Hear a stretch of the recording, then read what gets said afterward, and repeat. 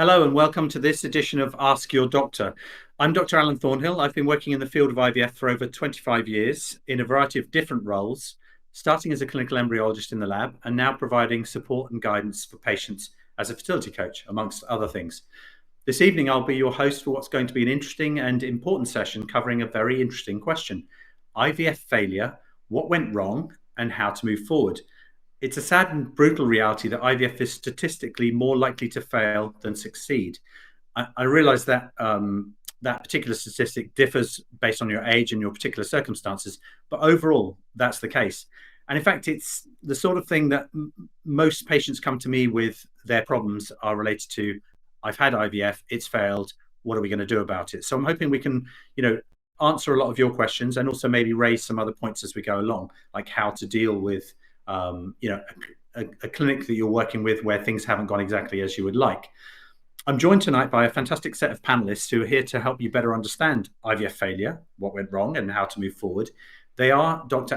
Angela Llaneza, oh, see, I've already got it wrong, Scientific Director at Clínica Tambre in Madrid, in Spain, and Professor Svend Lindenberg, who actually I knew before, which is really nice, founder of the Copenhagen Fertility Clinic in Denmark.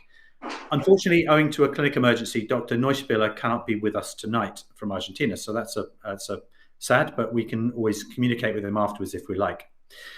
I'll start by asking our panelists to introduce themselves and their clinic with an emphasis on what they offer in terms of treatments, diagnostics and services, with a focus on IVF failure. Then we'll get right on to your questions. I think there's going to be a lot of questions today, and I think they're probably going to be quite case and patient specific. So wherever possible, I'd like the doctors to try and make their answers generalizable. If I can please ask you to put your questions in the Q&A box. I've already had a look and there's some lovely questions already come in, and try to avoid using the chat. You don't need to duplicate. I'm looking at the Q&A box all the time, and that'll help us to deal with all of the questions. We'll try to answer all of them, but I will prioritize ones that are easy to generalize, haven't already been answered, and stick to tonight's topic, just in the interest of time. Okay, so without further ado, I'm going to ask Dr. Angela to introduce herself and her clinic, and then we'll move on to Professor Lindenberg. Well, thank you so much, Alan, for this very kind introduction. My name is Angela Llaneza. I've been working in the IVF field for almost 10 years now. I'm the scientific director of the Clínica Tambre at Madrid. Clínica Tambre has been going on for almost 40 years now. It was actually one of the first clinics in Spain. And right now, our main area of interest is difficult cases. Actually, we have a huge experience in the low ovarian reserve field and the implantation failure. Wanting to help our patients, we've upgraded our lab with the latest technology, and also we participate through the Tambre Foundation in the research, and we are actually right now working in many projects, many of them working involving AI, trying to increase the success rate per transfer, which relates to the topic we're going to discuss today. So I'm looking forward to talking to you both and also hearing your questions, and thank you so much for having me. Thanks, that's lovely. Thanks for your great introduction to you and your clinic. Svend, please. Yes, I'm Svend Lindenberg from Copenhagen Fertility Center. I've been working with IVF for 40 years now. I did the first IVF baby in Denmark way back in the 80s, and been working and done research in IVF since then. The clinic I'm in now was founded 20 years ago, but it's still back to the 40s. Most of the staff here is still there. And we are interested in implantation failures. We've been working with implantation failures for many years. We're actually using a lot of mild and low stimulation for difficult cases, and we're very interested in repetitive implantation failures. We are part of the larger group Eugin, which is a Spanish group, although I do not speak very good Spanish, but we take care of a large research proportion of what they're doing in Eugin, and specifically we are looking at the microbiome and the different cases of implantation related to this. So I'm very much looking forward to look into the cases and the questions today and discuss it with these elegant and fantastic coaches we are with here today. So thank you for having me here. Thanks, Svend. That's great. That really nice summaries from both of you, and I hope that prompts some more questions. But I can already see some good ones coming in. So let's start with you, Dr. Angela. Here's the first question coming up. I'm soon to be 39 years old. Last year had 2 IVF cycles, transferred 6 embryos in 3 different transfers. This lady's making good embryos, but what do you think is going wrong? What could be going wrong? Well, the main question would be, and I presume that the answer is no. I presume those embryos have not been tested. So right now, Correct. after That's correct. They haven't been tested. After 38, we need to test the embryos, and actually, we know that the embryo is the main player and the main responsible for most of our failures and our success as well. So without PGTA, actually speaking of implantation failure, even though it's possible, it wouldn't be accurate. So my main advice is to run a new cycle and do a PGTA testing. And once we have those healthy embryos, we can discuss complementary testing, trying to rule out possible causes of implantation failure. But the main thing is to do a PGTA testing on the embryos. Okay, perfect. Thank you. Thank you for that. And to the person who asked that question, if you want to, I wouldn't add another question, but maybe make a comment on your question, and that would be, what country are you based in, or where are you happy to have treatment? Because not every country can offer PGTA, so that's worth you knowing that. And again, guys, when you answer the question, if there's something you can do or you can't do in your country, it's just worth pointing that out. So well, I know we're in Spain, as you know, in Spain everything is allowed except for surrogacy. So well, actually that's pretty lucky, because maybe paradoxically, but in Spain has one of the more open and law for reproductive medicine worldwide. So actually that gives us a huge leverage when it comes to providing the best care for our patients, actually. Yeah. Perfect. Actually, this is a really nice segue into, and this is because I got a bit of knowledge about this. I'd like to ask Professor Lindenberg what the situation is in Denmark currently with respect to PGTA, because I know that trials were going on, but I don't know where we are today with that. In Denmark, it's actually not used very, very much, and that's due to the legal registrations in Denmark. It's not really allowed. And as Angela already says, it's a very important tool for difficult cases, but for screening, it's not very useful. And the situation in Denmark is very much that we do not screen routinely, because we might exclude a lot of eggs, which could be okay nevertheless. But in difficult cases, it is possible in Denmark, we can do it, but we're not using it too much. Because it doesn't add too much more. Only for very difficult cases, it will add some benefit for the patient. So for that patient we've just seen, and I know there's a lot of information that's not there, so I appreciate that. But Dr. Angela said very, very sort of clearly and straight to the point, rightly or wrongly, I'm not judging that. We'd want to test the embryos. We want to know we're starting with good quality euploid embryos. For that lady, then would you make a special case that perhaps she needs PGTA, or would you investigate other things? Sorry. No, please, Angela, please. No, sorry. No, I don't know who the question was addressed to. Sorry, Sorry. I was continuing with with Professor Lindenberg because it's not routine. In Spain, it's let's be honest, it's more routine to offer PGTA, isn't it? Without having to have a huge criteria. So that's my question.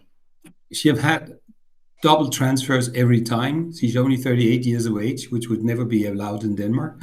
So there must be something wrong with the eggs if we expect that she's otherwise healthy. In Denmark, we would look at the eggs, and if was not the case, we will do a diagnostic hysteroscopy, maybe a biopsy, to find out what's going on in the endometrium. But I fully agree with Angela's saying that test the eggs, because most of the reasons are really in the eggs at that point. Okay, perfect. Thank you very much. So I'm going to stick with you, Svend, for this next one. And that's after 3 cycles of failed IVF, or 3 failed cycles of IVF, 2 with own eggs and 1 donor egg, DE. I had an open myomectomy with 19 fibroids removed. She feels great. Would like to try a new donor egg cycle. How long should she wait to start again? It's very dependent on how much they have done to the myometrium in the uterus. Sometimes you can actually start after a month or two, but it depends on where it is, how big they were, and also the sort of how the obstetric problems afterwards would be. Sometimes it takes up to half a year before you can do it if you have removed quite a lot of lump from the uterus. Otherwise, small fibromas is of no concern, and you can actually start almost the month after. It also depends on whether it has been involved into the endometrium or not. So that's really the problem. Okay, so I mean, I'm making an assumption here, but presumably the people who did the removal should be able to advise on that. If not, I guess you can go to another centre and take her notes and describe what's happened and ask for advice there. Is that fair? There's clearly guidelines for this, and with the experience we have, it's very easy for a routine doctor to look at it and find out how they have done and look at the description of how the surgery has been done. But sometimes we can even start the IVF procedure the month after the removal of a fibroma, whereas in other cases we have to wait for half a year. Okay, perfect. So yeah, I mean, great answer. It's like, how long's a piece of string, but the information's there. She's got a lot of information about that surgical procedure, so that should guide what happens next. So thanks for that. Back to you, Dr. Angela. This one is a very nice segue from the first question, about doing PGTA. So here's somebody who has had 3 negative transfers where euploid embryos have been transferred at 38 to 39 years of age. This probably needs a bit more looking at. No known issues with uterus. Well, it's only what we know rather than what's unknown. So what do you recommend for this patient?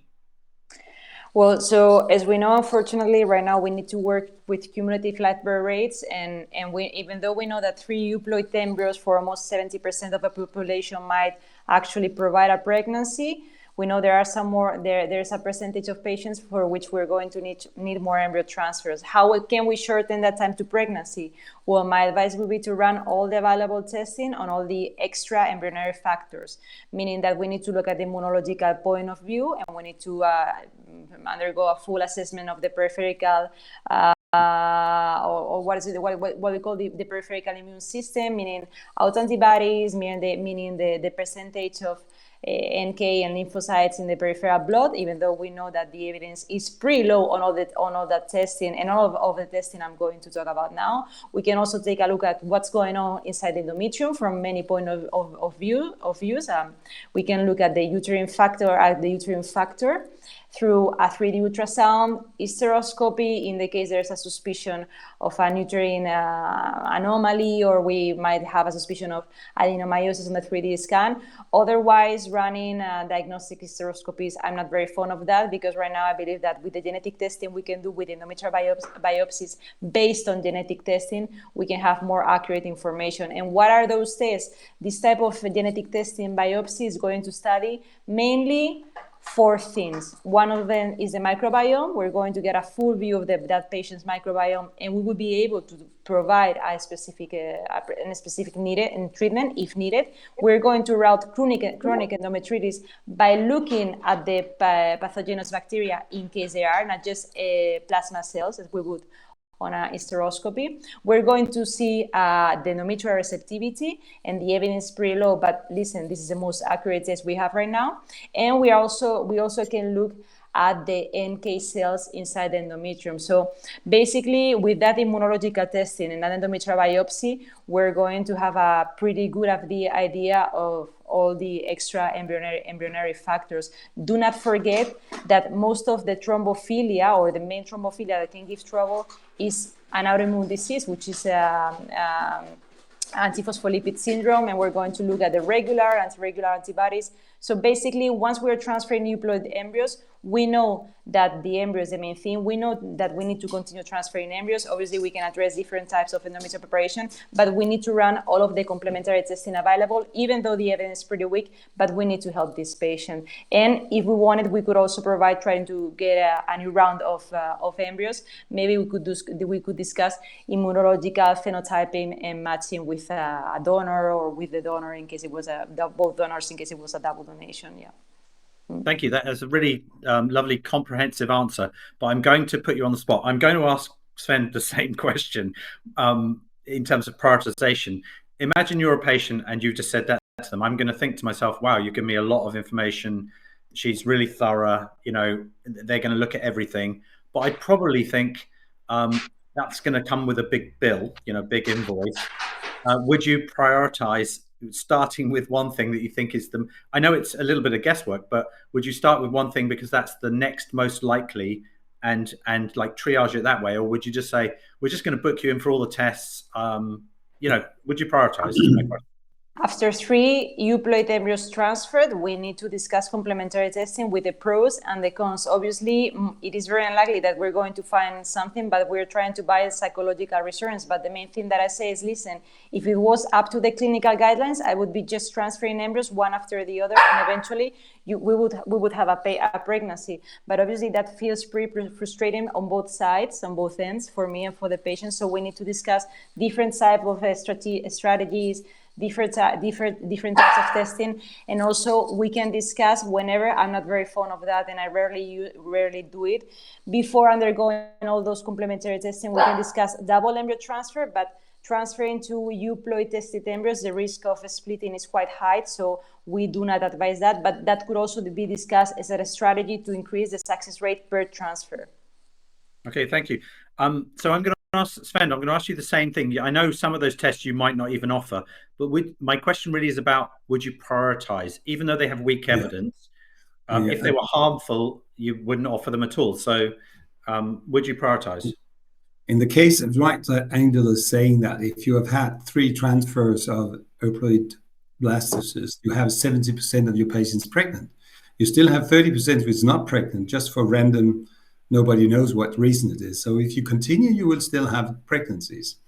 And having that in mind, there are several tests which Angela has mentioned, which would never give me any guidance because the evidence for it is so low, so it cannot be used. We can use it as a test for the clinic to, in the long run, to get more knowledge, but have the patients paying for it would never go in Denmark. In this case, I will look for either biopsy, looking at the microbiome and the genetics, and specifically plasma cells, thrombophilia and things like that. We have already screened for before they're coming into the system. So it's not worth. You have to realize that many of the tests which Angela has mentioned here, NK cells and things like that, we have been doing that for many years. We never ever seen any positive effect of this. Only casual sometimes, but in the long run, the patient has to. In Denmark, we need to keep the costs down because patients do want to see the value for the money. So in our case, in our clinic, we will look at the endocrinology once again, evaluate the morphology and the things of the endometrium, do some of these tests, and by doing that, we will go strict for that and not go too much further. Remember, many of the tests which is offered for endometrial receptivity is actually worth nothing. So you need to be very careful when you're adding this to the patients. We are very much close to what the UK add-on system is using, where we need to be a little bit careful what we are doing. On the other hand, there is this demand from the patients, but there must be something, doctor. We just always have to remember that many of the tests we are offering with very little evidence is only for research or for comforting the patient's mental health, so to speak. And in our clinic, we're not allowed to do things where the evidence is not really clear. It's not allowed in Denmark. So we are a little bit primitive there, but I agree there are some few tests you can do, but the whole panel just to do it would be insane because it does not guide the patients. It makes us all much more frustrated. Okay, thank you. That's really good, nice balanced sort of viewpoint. You're both kind of saying the same thing, but you have different pressures and regulatory system in your country, which facilitates certain things and prohibits other things. I'm going to stay with you, Svend. This is a really interesting question, but I probably will come to Angela as well. So I'm going to read it before I put it up because I lose half of it when I put it up. I would say it's the end that's the most important, and I mean no disrespect to the patient here. I mean, there's a long history, but it's the question at the end that's most important. So, lady turning 50 this summer, husband 54. in the last 9 years, 5 failed naturally conceived pregnancies and 3 failed IVFs. The natural ones, I don't know if it was all of them, but it says had trisomies. And I don't know whether that means the embryos were tested or the pregnancy that resulted was tested, and ended in early miscarriages, except for one that was medically terminated because of Down syndrome.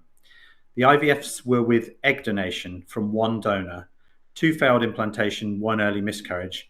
They're planning to try again. But the question, so we come to the question now, is already using egg donation, but should they be considering a double donation? Should they be considering changing the sperm? And what, if anything, can they do in advance of just saying, well, let's just go with sperm donation? Because obviously that's another big decision.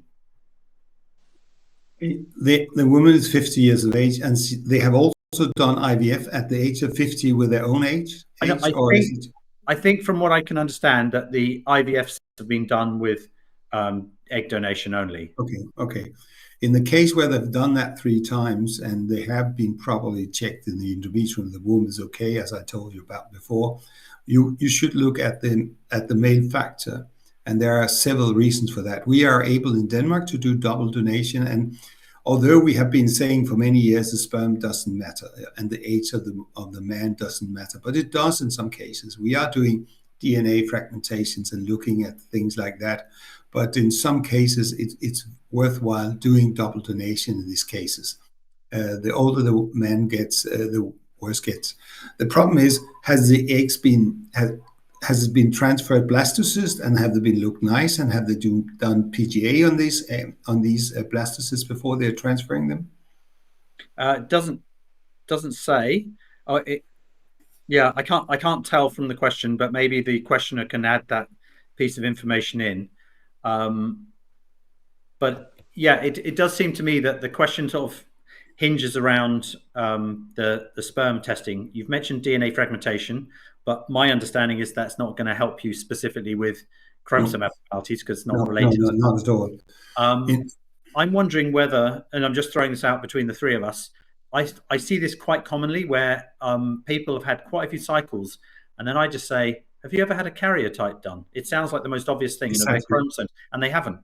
No. And so here, I know it doesn't solve the problem, like what to do next, but if they had a karyotype and the man had an abnormal karyotype, it would kind of answer the question straight away, wouldn't it? I mean, it would be a good guidance forward. So, Angela, do you have anything to add to that? Whether you can do double donation, etc., etc. Well, we don't do egg donation treatments. We don't do treatments, or I don't do treatments without karyotypes, because you don't want to be that 1% with an abnormal karyotype and not finding out. So I was presuming the male had been tested. Obviously, we need to discuss the male factor, and we need to discuss also and talk about advanced paternal age.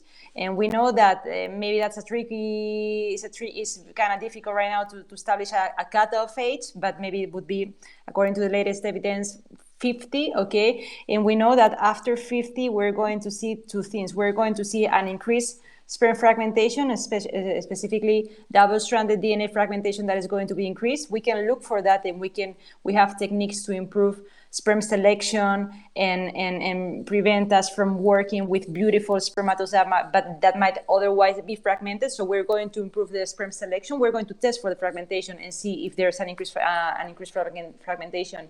Implement these techniques to improve the selection. And the second thing is that we know that after 50, there's an increase in the what we call de novo mutations, okay, in the embryo, that in some cases might be lethal to the embryo, okay? So that kind of de novo mutations can be only tested through a very specific test, which is called a whole sequencing, that we might do, okay? We don't normally do it, but in some cases we would be doing it. But definitely I would advise a PGTA trying to rule out abnormal embryos. The thing is that if you ask us right now, there isn't anything that is going to tell us that the prognosis is going to be better with a donation. But basically, when you're doing treatments and you're failing, even though I think the numbers are quite normal, okay, because we know that for some patients or for the large part of the population, we're going to need at least 2 egg donation. We're going to need at least 2 egg donation and at least 6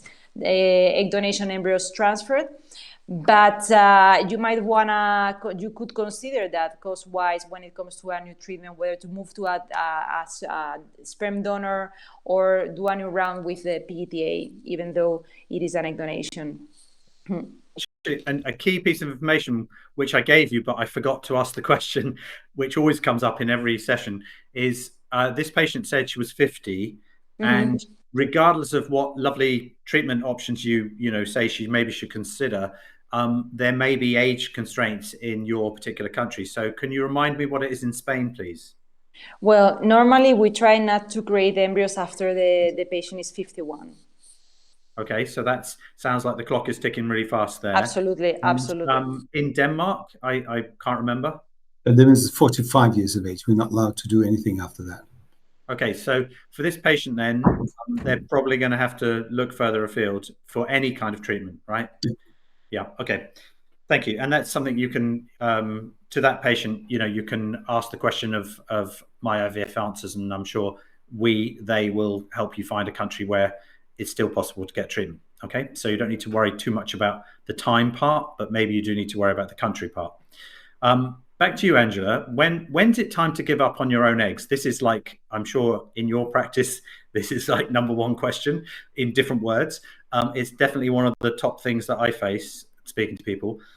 11 eggs collected, 7 mature. I didn't get any embryo on day 5, although that's not a huge number, as I'm sure you realize.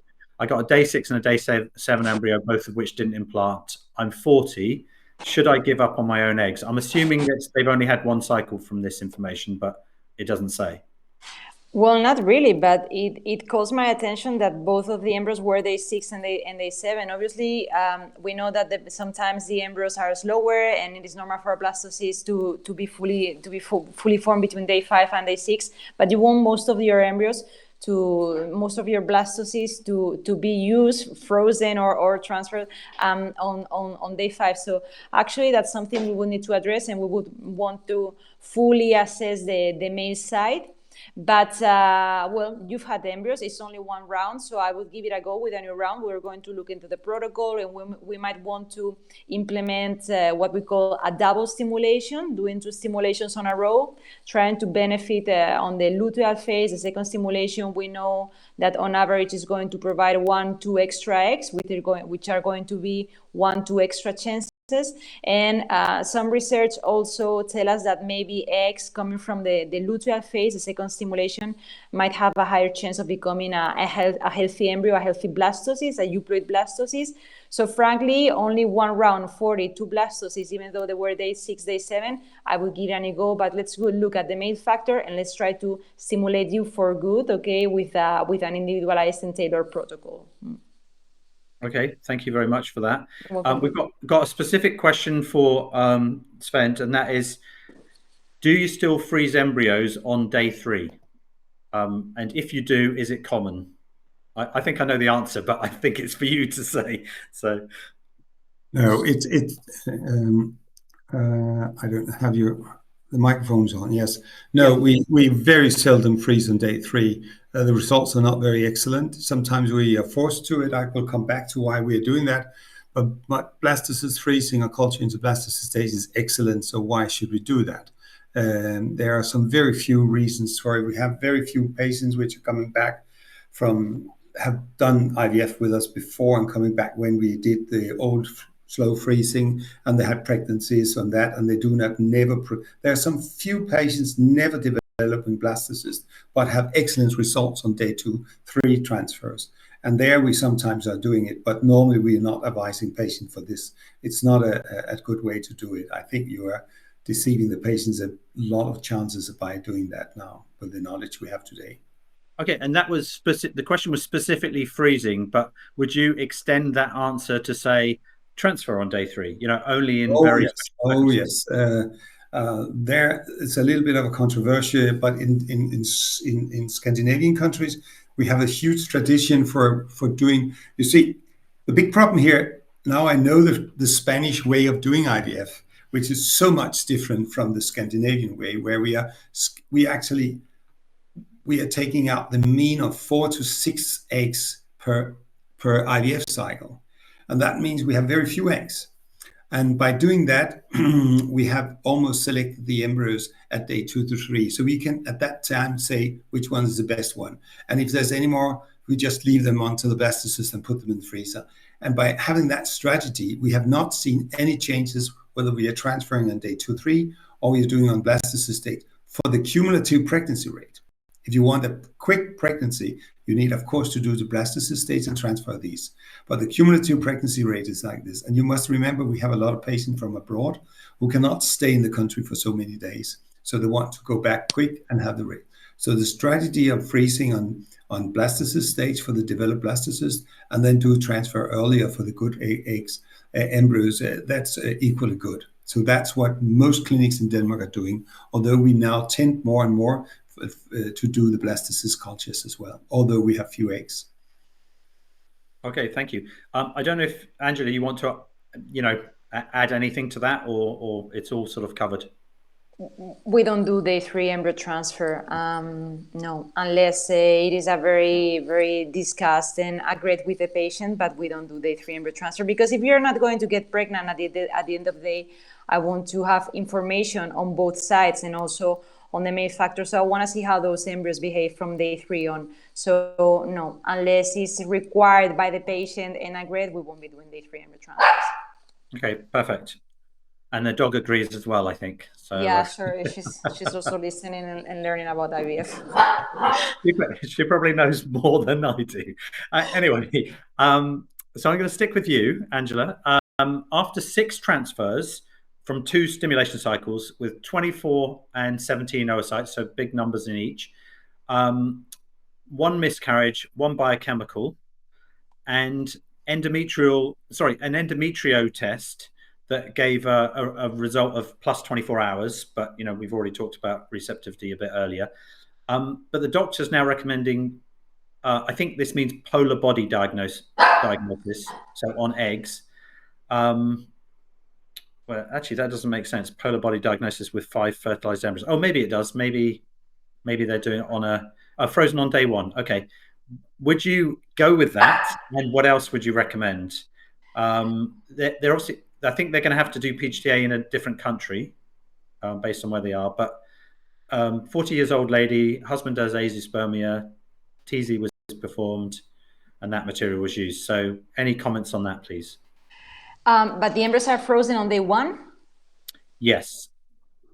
So, well, I wouldn't run any complementary testing, because we on the embryos, because we on research purposes we run some tests, like sorry, I apologize for that. So no, don't worry. So we run some tests with the embryos that have been frozen blastocysts, not the 1 embryo. So we're talking about solid, resilient and resistant embryos, blastocysts. And even though if after the post-thawing biopsy and if we were comparing the results between both euploid embryos and embryos that have been straight biopsied, studied, and then frozen, and embryos that have been frozen without a biopsy, so we've done the biopsy and then refreezing the embryo and hypothetically thawing it for an embryo transfer, the success rate was lower. So we know that all this manipulation of the embryo might have an impact on it. And here in our research, we were talking about blastocysts. On day 1, I would just thaw them, try to keep them in culture at least until day 3, and transfer. And if feasible, she's 40, and if she doesn't have any pre-existing conditions, a double embryo transfer on day 3 could be discussed. But the main issue would be, or the main suggestion would be, to try to get a PGTA on those embryos and have some diagnosis at least before transferring. Sometimes, even though she responded nicely to the variant stimulation, from what you said, if I remember correctly, 27 and 24 oocytes, isn't it? 24-17, yeah. 24-17. So sometimes in that context in which we have many oocytes, the thing is that we have some more trouble finding the good embryo, because at the end of the day, even though we're stimulating the body and retrieving many eggs, sometimes many eggs doesn't mean many embryos. So a PGTA also could be useful to further discern and have a healthy embryo. So right now, if she cannot change the situation, don't waste money on further testing on those embryos. Thaw them, try to go for a blastocyst culture, but if not, discuss a day 3 embryo transfer and discuss the possibility of having a double embryo transfer. Okay, and while I've got you on this subject, a brief answer, because you don't have to describe the literature or anything. Just say, what's your comfort level with non-invasive PGTA? Because that would be potentially an option here, wouldn't it? Potentially. I wouldn't. I do, but right now in Spain, it can only be used not using a standard PGTA, biopsying the trophoctoderm cells. It can only be done on research context. So we would do both. We would need to do both at the end of the day to have a full confirmation of the chromosomic status of the embryos. So it is very promising, but right now it can only be used in research context. Okay, and Svend, I just wondered if in Denmark it's being talked about at all. When I was working at iGenomics, we were definitely talking to Scandinavian clinics for the obvious reasons about non-invasive. We're doing studies on it, but it's far from a routine procedure at the moment. It's very attractive from an academic point of view, but it's not at all something you can offer to the patients at the moment. Okay, understood. Thank you very much for that. Here's a good question. So back to you, Svend. Is the bad? I mean, I don't like these words. I'm sure we all try not to use the word bad in terms of embryos quality. But is the bad quality of embryos always the indicator? Does it always mean that the eggs were bad quality when we use donor sperm, which by default is thought to be high quality? There's usually pregnancies associated with it, and so on.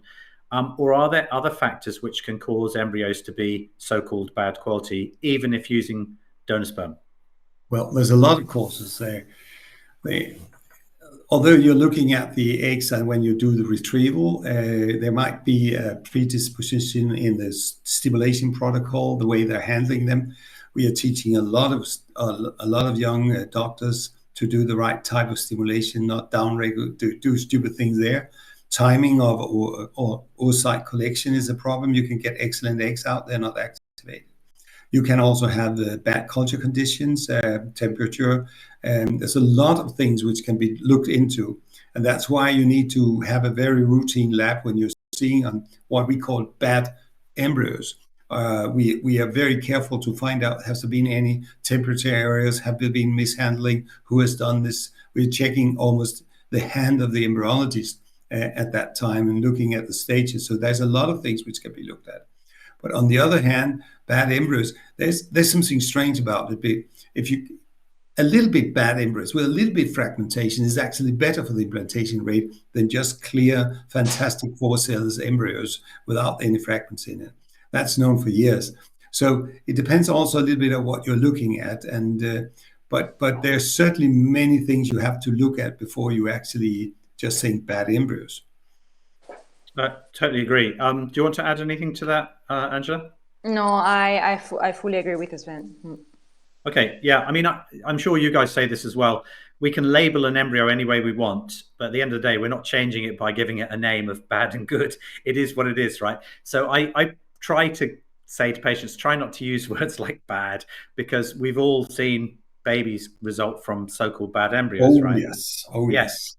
Exactly. I did have something else to say, but it will come back to me. But it was about this concept of naming embryos and what we can actually do about it. Okay, we'll move on. Thanks for that one. And let's see. I think we're back to Angela now. Yeah, and this one's relevant because it mentions PGTA. I have several failed FETs with donor eggs and donor sperm. It says it may be impossible to do some important immune tests. I guess that's because of the donors, right? Because the donor samples might not be available. So a lot of those tests you've mentioned, HLA, DQ, KIR, HLA. Under this situation, can I take KIR typing and HLA-C typing? Will the results be informative? Well, I'm not sure. Anyway, well, you can answer that in terms of being the host for the embryo, I guess. Are there any potential immunological problems that need to be addressed that maybe can't be addressed with the donor? And do I need to PGTA test the embryos if the egg donor is 25 years old? So there's two bits to that. What can I do if I'm using two donors in terms of immunological testing? And do I need to do PGTA on 25-year-old donor eggs? Okay, so the answer to those questions, strictly speaking, would be no, because no general guideline advises to do PGTA testing on egg donation, double donation in this case, and no, the immunological testing, HLA, C, and KIR, haplotyping and matching has not proven to improve the results. But the thing is that when we're accumulating failures, we know that the PGTA test increases the success rate per transfer. So actually, if you're asking yourself questions, what might be going wrong? Is it just cumulative live birth rates? Is it something else? You want at least to know that the embryo is chromosomally normal, because we know that the odds are low into having an abnormal and aneuploid embryo, but they are not zero. So when you're accumulating failures, you want to have that certainty. And then when it comes to the immunological matching, obviously, if you're going to run to create a new cohort of embryos, to do a new round of double donation and create fresh embryos, the theme would be change the donors, which we always do. Whenever we need to go for a new round, and the possibility of doing that immunological testing and matching in the donors could be done. It would only be finding compatible donors, and obviously all this adds up when it comes to the cost. So at the end of the day, the main thing, in case the patient had a specific KIR AA, would be to do a single embryo transfer, which would be otherwise advised. So, well, we can run those tests trying to improve things. If I was going to go for something, I would go for a single embryo transfer and the PGTA testing, at least for one or two embryos. Thank you. Svend, earlier on you mentioned sperm DNA fragmentation testing, and I'm going to ask you both, but I'm going to start with you. So there's a specific patient question, but I'm going to generalize it, but also ask that question. So a few questions rolled into one. One, do you offer sperm DNA fragmentation testing? Two, how do you use the result? And actually, I'm personally interested in that, because I speak to lots of people and, they'll go, I got this result. And I go, what are they going to do differently? And then the final bit is there a specific sperm selection technique you would use if someone had a high score? So this patient's, she's 39. Oh, no, sorry. Male partner is 39 and has 51% sperm DNA fragmentation. I know it differs with tests and so on. Yeah. I'm guessing they mean that's high, but I'm not sure that is necessarily high with every test. What would you use with donor eggs to improve the chance of success? They don't want to use donor sperm. So it's those three things. Do you offer it? How do you use it? And what would you do in this case? It's like this, it depends on where you're looking into the tunnel. If you're looking at the new patients coming in, we never do it. There's no evidence for doing this. If a patient comes and have done it for some reason, and we are doing some studies and we have a whole lab running on that at the moment, we will look at it and we will try to change his lifestyle and try to decrease the fragmentation. And that can be done. They stop smoking, getting down in weight. But all these advices has already been given to the patients just without knowing the sperm DNA fragmentation. If so, we have a high DNA fragmentation, we will always expect to do ICSI and tend to do that. But I must say, it does not at the moment add too much to the benefit for the most of the patients. If we have a high one and we know it, we will address it and try to do the best for the patient and for doing it. There are also, as Angela already mentioned, purification technologies to try to find the DNA fragmented or deselect DNA fragmented sperms, which seems in some products and in some scientific papers to work. So in that way, and we are doing that for some very few patients, but normally we do not put too much attention to it because it's not an added value in the long run for the patients, for the general population of patients. Thank you. And just the final bit on that is, and I realize it's not something you're doing routinely as a sort of prospective, proactive test offering. But so this, it doesn't say what test they used, and I know you're aware there's lots of different tests, but I wasn't aware that 51% was necessarily, considered super high. But what's your feeling about the different rates of what it needs to be considered high, and we might need to do something about it? Each test has its own level. If you're looking at COMET assays as one, if you're looking at the staining procedures, flow cytometry, it's a different things. In some tests, if you're doing just directly counting and looking at DNA fragmentation, it's 7% is a very high one, 2% is low. So it depends on the test. And so you need to know the test lab and what they're saying when you're doing these things. And it's also very variable from time to time. So you have to be very careful. Perfect. That's perfect answer. Angela, do you have anything to add to that, particularly with respect to do you offer it and how do you use it? So right now, the type of test we do to assess sperm fragmentation is the COMET test, in which we're going to study both the single-stranded DNA fragmentation and the double-stranded DNA fragmentation. We know that single-stranded DNA fragmentation might be physiological and not very interested, whereas double-stranded DNA fragmentation could actually have an impact because the oocyte might not be able to repair it. So obviously there's a lot of discussion behind the fragmentation testing, and obviously when we're testing a sample, that is not the sample that we're going to use to fertilize the eggs unless we work with a frozen sperm sample, which we can do in a lot of cases, and normally we do if the fragmentation is not too bad. And I work with the tunnel test, which does not distinguish between single-stranded and double-stranded DNA fragmentation. And in case we see an increased fragmentation, what we do is we add a technique to improve the selection.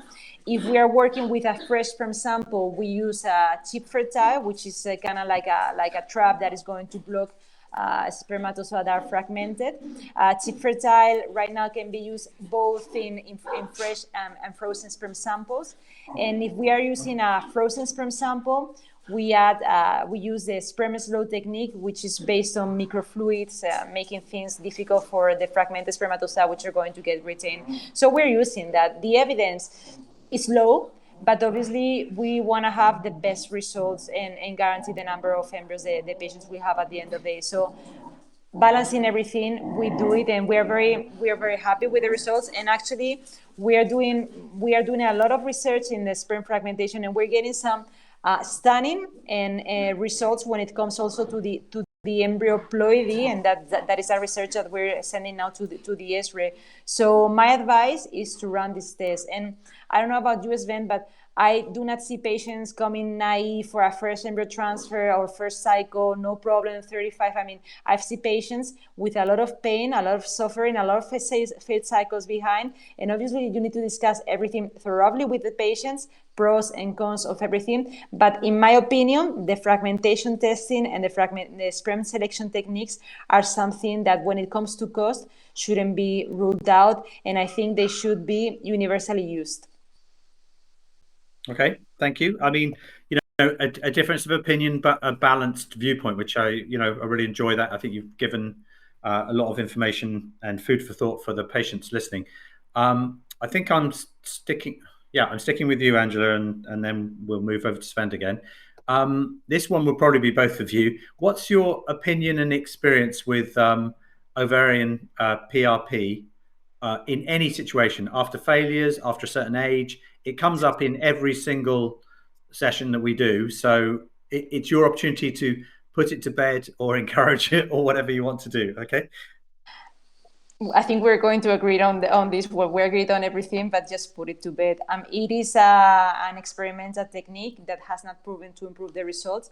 I've done it, and we offer the technique, obviously, because at the end of the day, you want to do something to try to improve the ovarian reserve, but the PRP does not help on that. But it is safe. It doesn't have any downsides because we do it on the day of the egg retrieval. So sometimes we do it, but we don't encourage it. It's where the patient asks for it, and if we do it The cutoff is 40 because after 40, 41, in our own results, there wasn't any improvement. We do it on a double stimulation, so we do it on the first egg retrieval and see what happens on the next. But right now, you cannot really say that it is doing anything. So we don't encourage it. If you ask for it, we might discuss the pros and cons and do it, but. Okay, perfect. Thank you. That's really clear. And yeah, sorry for us using those euphemisms, put it to bed. Maybe that doesn't mean anything to some people listening, but yes, I think the summary of that is there's not enough evidence to support its use. Svend, what's your opinion? I fully agree, and there's a lot of academic interest into this, and also in some of the labs in Denmark where Claus Hyding Andersen and some other ones are doing ovarian cultures and the biopsies and activating the ovarian strips. And it seems that it might work in some way there by transporting the very primitive follicles to a little later stage. But it's never been shown in a larger scale.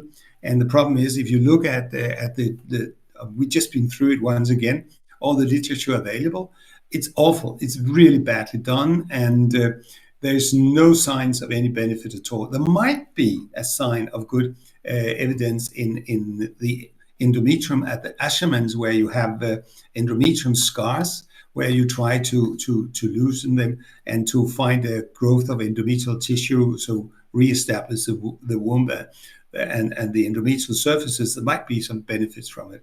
And the best place to put it, I can tell you, that's in the knee. After knee surgery, you will avoid a lot of adhesions by doing that. So put it in the knees, and that's only 30 centimeters from the womb and the ovaries. So maybe it works, but in the ovaries, no. Okay, thank you. That's just the kind of, I don't say crazy, but that's just the kind of thing that actually might end up working. People who had knee issues ended up having higher success rates. It is proven to work there. And it's also proven in small studies for Ashermans in the uterus, but we are not offering it for the ovarian PRP, no.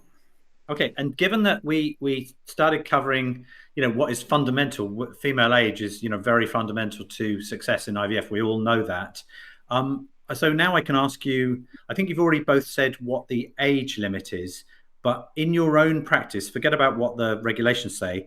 In your own practice, every woman's different, but when do you start talking about egg donation in terms of age, or is it only in terms of experience?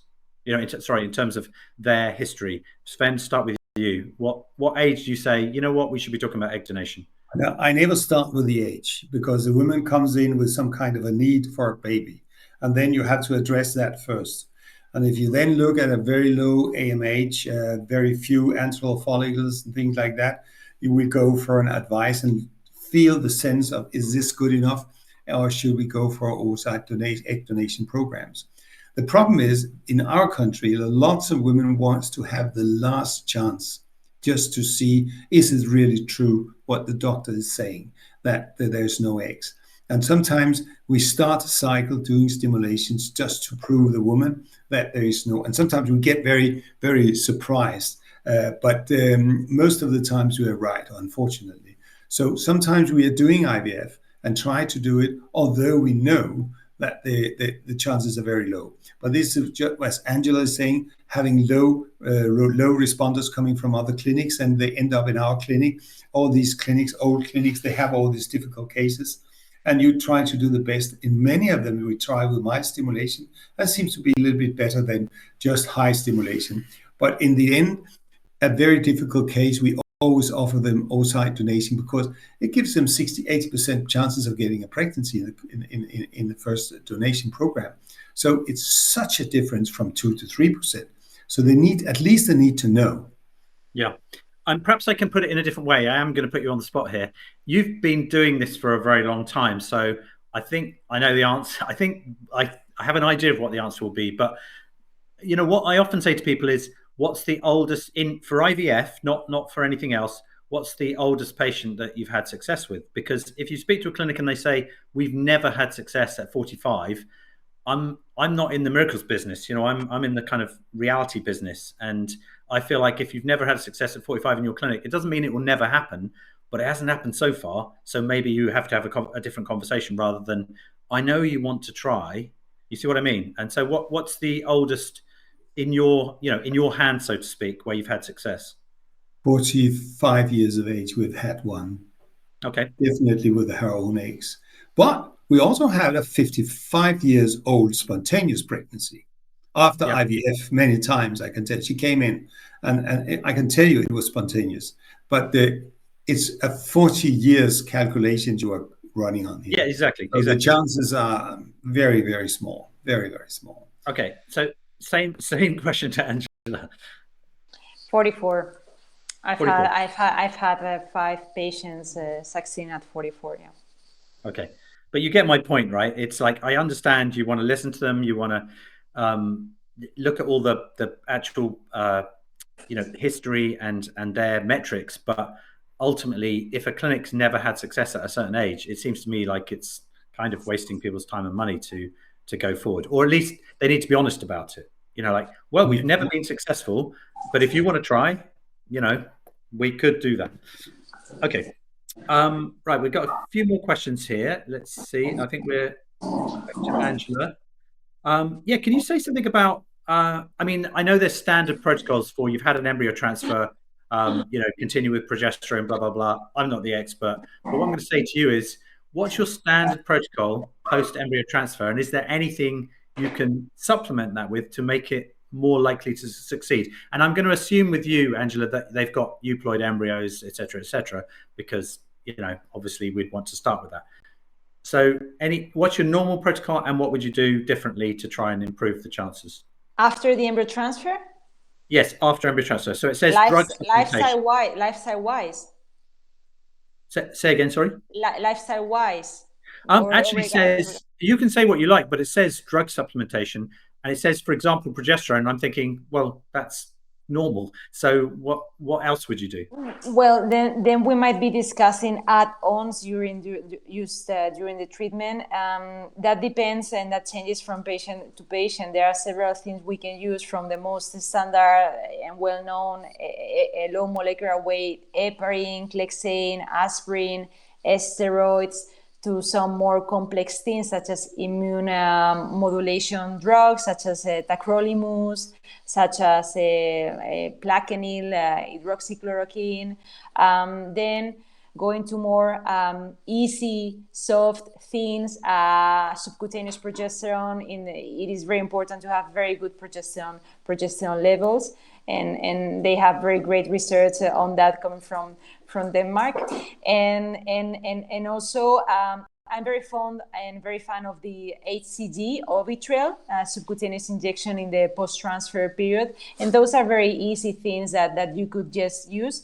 And when it comes to lifestyle after the embryo transfer, just a quick message, because this is very stressing for the patients, and all of the research tell us that the activity after the embryo transfer won't have any impact. And right now we have pretty accurate data measured with iWatches and Fitbits about the activity after the embryo transfer. So we always encourage you to try to lead a normal life after the embryo transfer, and to try to have your mind and your body busy, to let those 10 days in our case fly by as quick as possible. But we have several add-ons treatment that we could use, maybe more heavy ones, more standard ones, and the regular ones are good subcutaneous, at least once a day progesterone injection.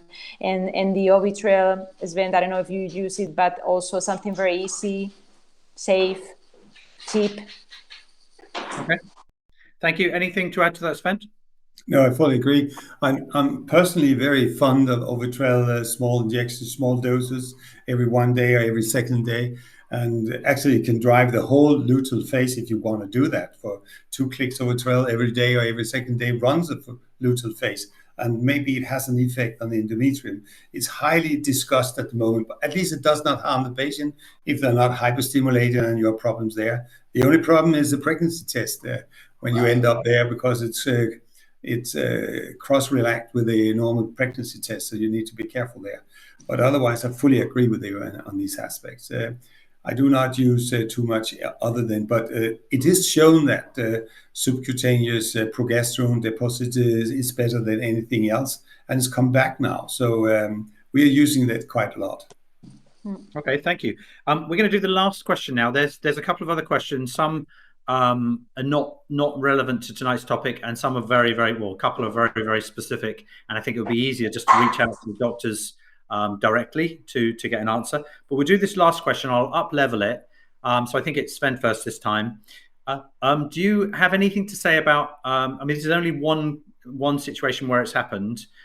This patient has had embryo rest on day 3.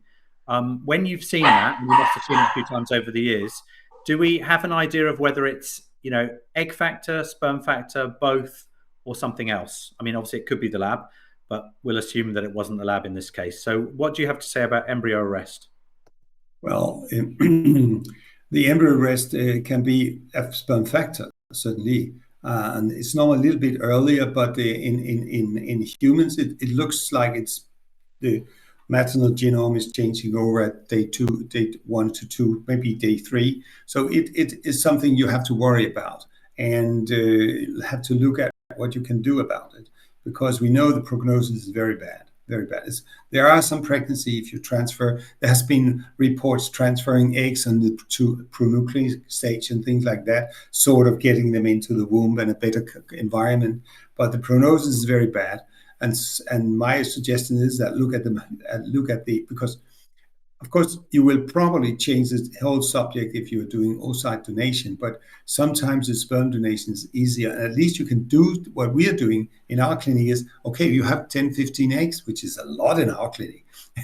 And you can take 5 or something like that and inseminate with a donor sperm. And then look what's going on here. So you do some kind of a diagnostic IVF procedure. You can even freeze these eggs if they want to use them later if the other one doesn't work. So they're not totally lost. So that would be my suggestion in this case. That's great to hear that sort of flexibility, because, traveling around the world, it does sound like everything's a bit of a production line, which is good in some ways, but not good for particular patients. Angela, do you have anything to add to that?